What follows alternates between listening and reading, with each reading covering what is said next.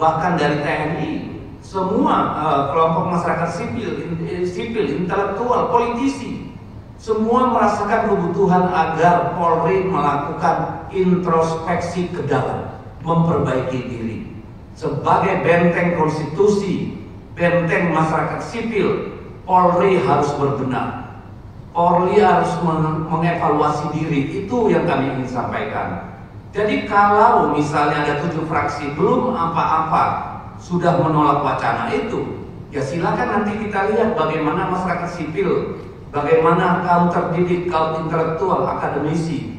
Sebab ini bukan soal politik, soal institusi Polri yang profesional dan presisi. Itu soal kebudayaan sipil kita, soal budaya sipil. Ya, jadi kalau budaya sipilnya rusak, maka demokrasi akan berjalan mundur. Itulah kepentingannya. Maka saya kira dalam setiap zaman dipersilakan kita melakukan evaluasi. Kenapa tidak dilakukan dulu misalnya oleh DPR untuk melakukan evaluasi secara jernih? 2 tahun yang lalu wacana mengembalikan Polri di bawah Kemendagri seperti pada awal-awal Republik berdiri itu sangat kencang, ya, baik dari DPR sendiri maupun dari para peneliti, para intelektual, akademisi, itu kencang sekali. Silakan Anda Google, ya.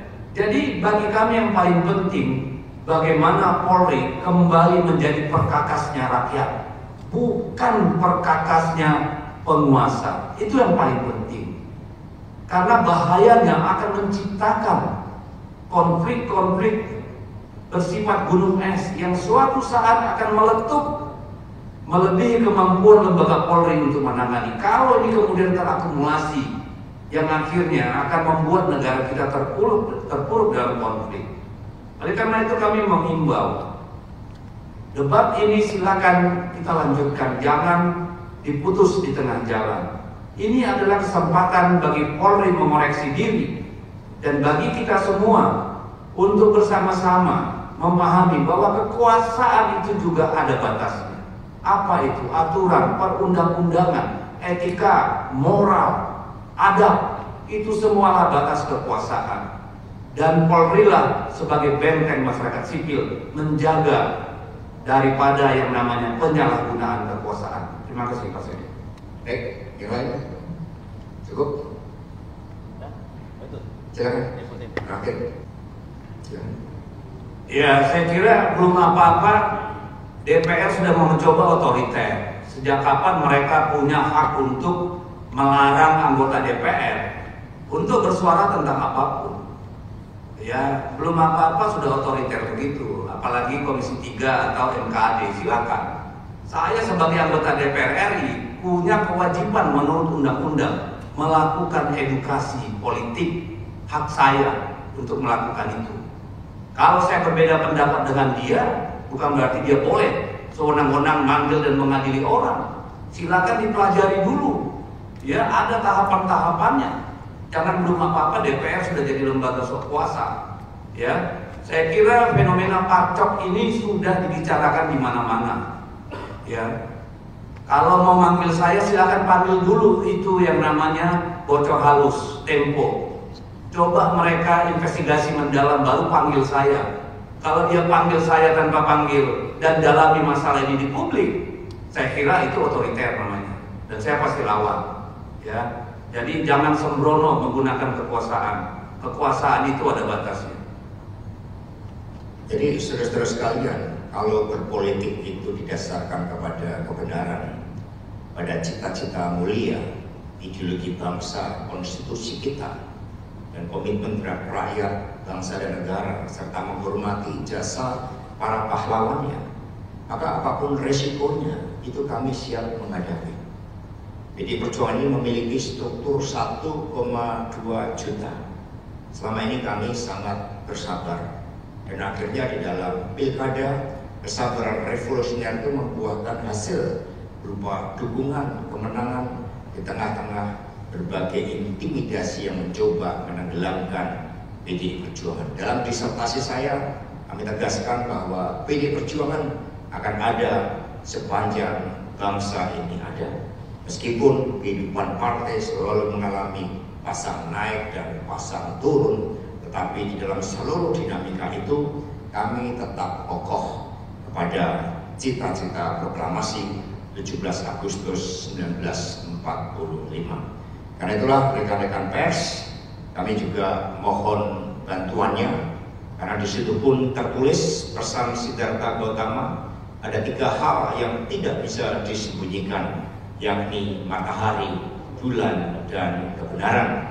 Dan zenit, kebenaran itu suci di atas segalanya. Inilah yang kami lakukan.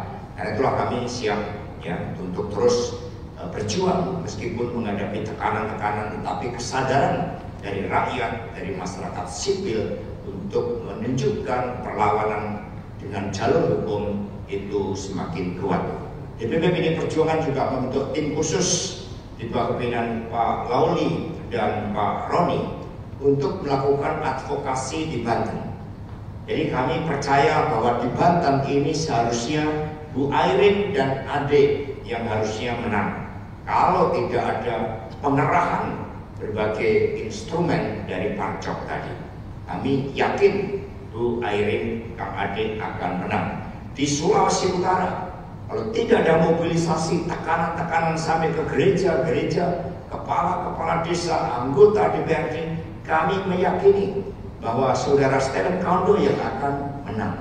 Di daerah Jawa Tengah, kami meyakini sekiranya tidak ada instrumen kekuasaan dan sumber daya negara yang dikerahkan, kami meyakini bahwa Andika Hendi akan menang.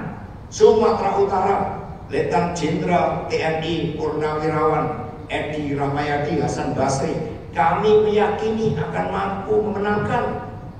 Kalau tidak ada instrumen negara dan sumber-sumber negara yang dikerahkan, tidak ada upaya-upaya di dalam membentengi berbagai ruang kebebasan demokrasi. Demikian pula di Jawa Timur.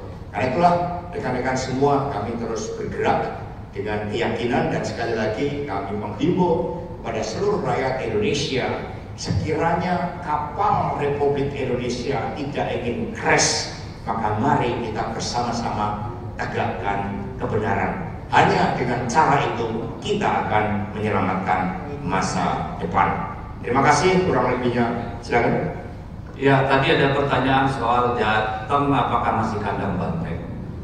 Kalau kita lihat persentase perolehan suara pasangan Andika dan Hendi itu sekitar 40, sekian, hampir 41%. Sementara perolehan kita ketika pemilu legislatif ya itu berkisar pada angka 25,6%. Jadi artinya pemilih Banteng masih tetap setia dengan PDI Perjuangan karena angkanya ya hampir 2 kali lipat pemilu legislatif.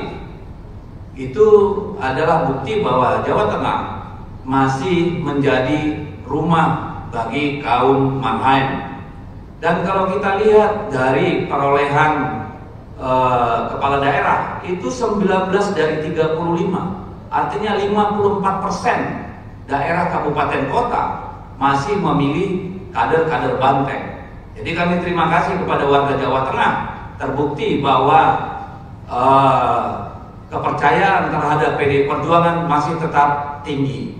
Kalau soal gubernur, saya sudah bilang kemarin, yang menang jangan bangga bahwa sesungguhnya bukan dialah yang menang, tapi yang lain. Terima kasih. Baik, terima kasih. Saya akhiri dengan wassalamualaikum warahmatullahi wabarakatuh. Om Santi Santi Santi Om Rahayu Merdeka.